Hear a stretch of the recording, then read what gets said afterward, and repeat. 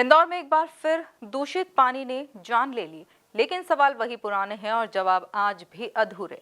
भागीरथपुरा दूषित जल कांड को लेकर शहर के जागरूक नागरिक और विकास मित्र किशोर कोडवानी ने प्रशासनिक व्यवस्था पर तीखा प्रहार किया है। उन्होंने कहा, 53 वर्षों से पानी सीवरेज की योजनाएं गई भैंस पानी में और इनका खामियाजा आम जनता अपनी जान देकर चुका रही है। देखिए यह खास रिपोर्ट। किशोर कोडवानी ने इंदौर के जल इतिहास को याद दिलाते हुए कहा कि 70 के दशक में इंदौर की जनता यशवंत सागर बिलावली तालाब के 40 एमएलडी पानी और 1400 कुएं बावड़ियों से अपनी प्यास बुझाती थी। उस दौर में पानी तीसरी मंजिल तक पहुंचता था। उन्होंने बताया कि 1972 में पानी की मांग को लेकर नर्मदा आंदोलन हुआ था, लेकिन आज स्थिति यह है कि पानी ऊपर नहीं बल्कि 3 से 12 फीट नीचे गड्ढों में जमा हो रहा है। यानी विकास के दावों के बीच जमीनी हकीकत और भी भयावह होती जा रही है। इंदौर में एक खतरनाक पैटर्न बन चुका है। हादसा होता है, हल्ला मचता है, जांच बैठती है, मुआवजा बंटता है और फिर फाइलें ठंडे बस्ते में चली जाती हैं। इसने नगर बावड़ी कांड का जिक्र करते हुए कहा कि 36 मौतों के बाद जांच और मुआवजा देकर शहर को शांत कर दिया गया, लेकिन व्यवस्था नहीं सुधरी।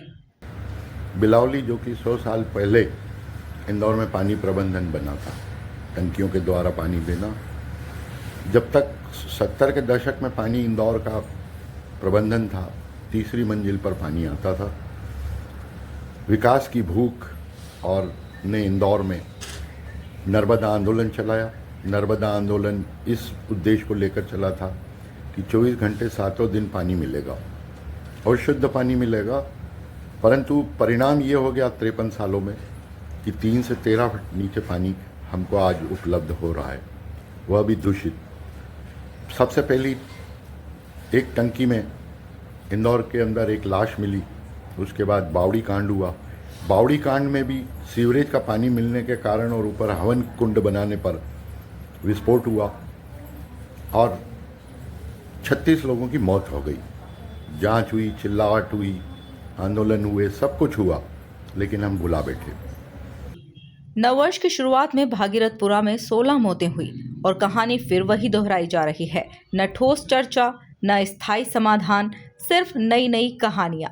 उन्होंने कहा कि चेतावनियां वर्षों से दी जा रही हैं, लेकिन प्रशासन ने आंखें मूंद रखी हैं।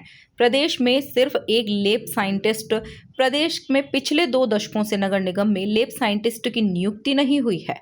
जल शुद्धिकरण व्यवस्था पर सवाल उठाते हुए उन्होंने कहा कि जलूद से बीजलपुर कंट्रोल रूम तक पानी पहुंचाने में 2 में से सिर्फ 1 ppm क्लोरीन बचता है। इसके बाद दोबारा क्लोरीन मिलाने की कोई व्यवस्था नहीं है। और आज भागीरथपुरा में 17 मौतें हमारे सामने हैं, वो भी दूषित जल से। मनीष सिंह कलेक्टर इंदौर ने 1 अप्रैल 2022 को रेसिडेंसी कोठी पर मंत्री तुलसी सिलावट के घर धरना देने के परिणति में बुलाई। वहाँ उनके सामने ये सारे तथ्य रखे कि इंदौर का पानी जो है भूजल 94% दूषित है और नर्मदा का पानी जो है वो लगभग 20% के आसपास दूषित है। 30% पानी का लॉस है। आज तक हम ये तय नहीं कर पाए कि आदमी इंदौर के लोगों को पानी की आवश्यकता कितनी है। भागीरथपुरा दूषित जल कांड ने सिर्फ एक हादसे की कहानी नहीं बताई, बल्कि वर्षों से चली आ रही प्रशासनिक लापरवाही और सिस्टम फेल होने की पूरी तस्वीर सामने रख दी है। अब सवाल यही है कि क्या अगली मौत के बाद फिर जांच, मुआवजा और खामोशी का सिलसिला चलेगा, या इस बार व्यवस्था को सच में जवाबदेह बनाया जाएगा। Bureau report, MP news, Indore.